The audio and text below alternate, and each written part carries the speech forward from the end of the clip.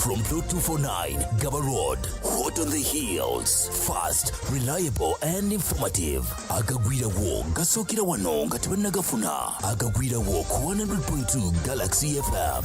Sponsored by MTN. Use your MTN Central Points to get free voice minutes, free MBs, or free SMSs. Simply dial *141#, select use points, and follow the prompts to use your Central reward. Everywhere you go, MTN.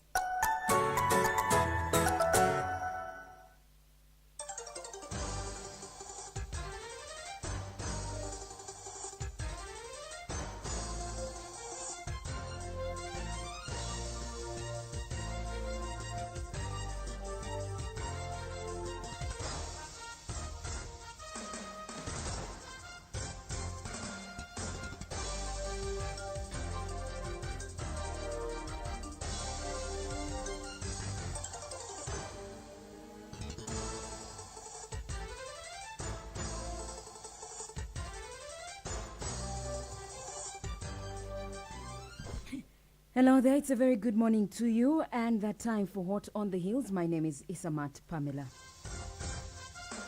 The Ministry of Education and Sports has started a nationwide validation exercise of staff in public schools. Recently, the Uganda National Teachers Union, UNATU, requested the government to make an update of its payroll to ascertain the teachers who have been or will be availed when schools reopen. Philbert Baguma, the UNATU General Secretary, argued that it is wrong for the government to work on assumptions that all teachers are still in the profession even after 2 years of lockdown. Also, a report issued by the National Planning Authority, that's the NPA, warned that the return of teachers, even those on the payroll, might not be automatic given the fact that many of them have been exposed to many alternative options of making money, and others are considering not returning because businesses are doing well for them wherever they ventured into. Sam Kuloba, the commissioner in charge of secondary education, has also sent out a circular to head teachers across the country, informing them about the validation exercise that kicks off. He says the exercise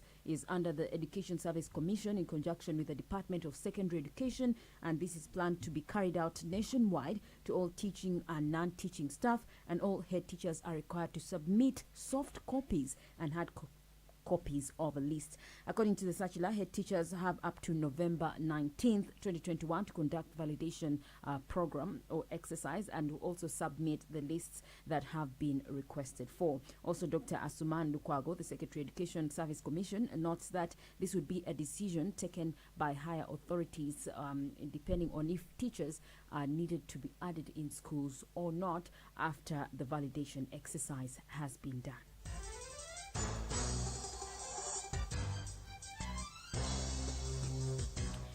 Meanwhile, the Ugandan parliament will soon pass a bill allowing for legal practice of surrogacy and sperm donation in Uganda. The Tororo woman member of parliament, Sarah Opendi, introduced the proposed surrogacy and assisted technology bill to the House with a view that it will incorporate a different way of child delivery and also protect all parties involved. Surrogacy is an arrangement where a woman agrees to carry a pregnancy for another person who will or becomes the actual parent of that pregnancy.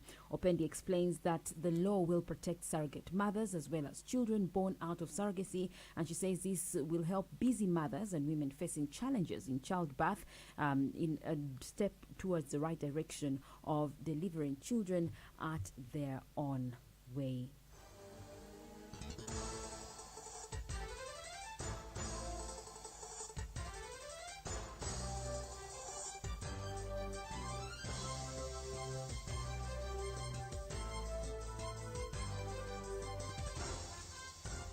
There are busy mothers, also women with challenges with their wombs that have gone into surrogacy. Surrogacy is when you hire another person or somebody to carry your baby for you.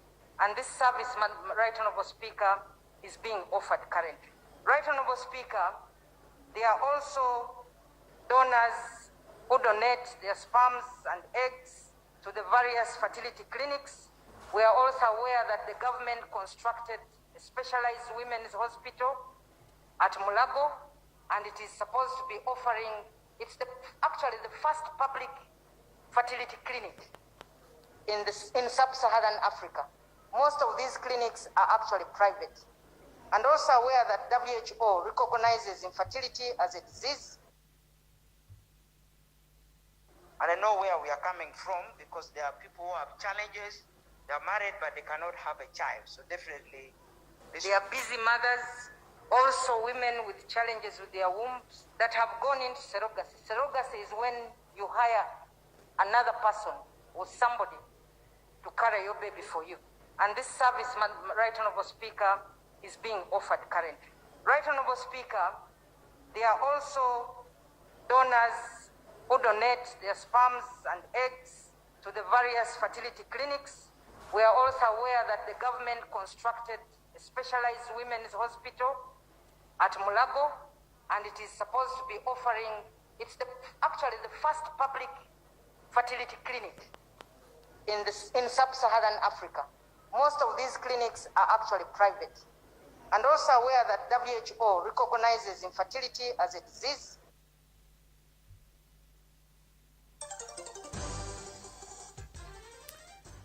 However, members of parliament some of the members of parliament have objected to this bill, saying that it contradicts the traditions of Uganda. Cecilia Ogwal, one of the members of parliament, gave her opinion on why the bill should not be passed into a law. And I know where we are coming from, because there are people who have challenges.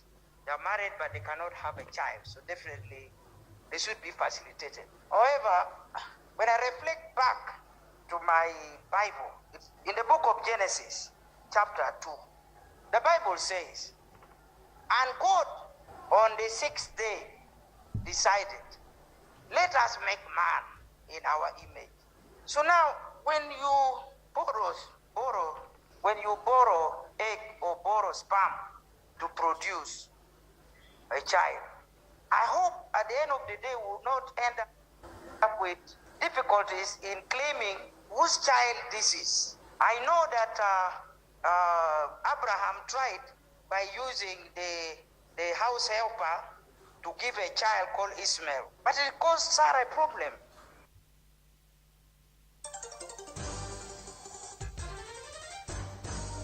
International news.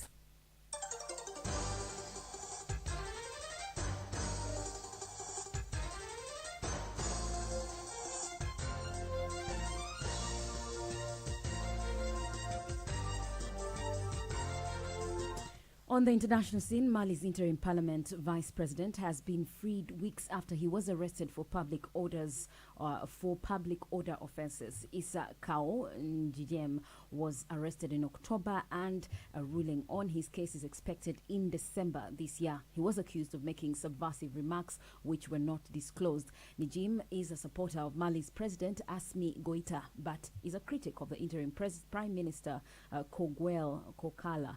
His lawyers had said that his detention was illegal because of a parliamentary immunity. Parliament later passed a resolution calling for halting of his case and his release. And that is how we end this bulletin. I am Pamela. Good morning. Hot on the Heels. Agagwina War was sponsored by Get MTN Central Points when you deposit, send or withdraw MTN mobile money, and use the points to pay for goods and services through MTN Momo Pay. Simply dial *165*3#, then follow the instructions and pay using your MTN